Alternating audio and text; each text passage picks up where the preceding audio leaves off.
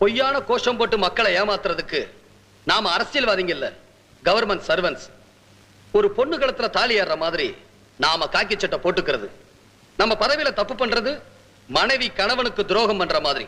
S, உங்க மனைவி கற்போடு இருக்கணுங்கிறத எவ்வளவு முக்கியம்னு நினைக்கிறீங்களோ அதே மாதிரி நீங்க கடமையில நேர்மையா இருக்கணும்னு மக்களும் நினைக்கிறாங்க.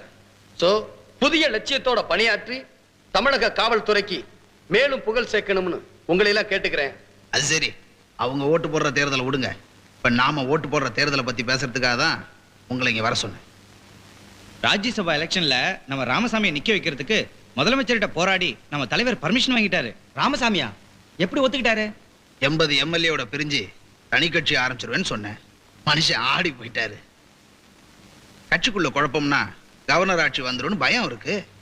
கவர்னர் காத்துக்கிட்டு இருக்கிறது முதல்வருக்கு தெரியாத.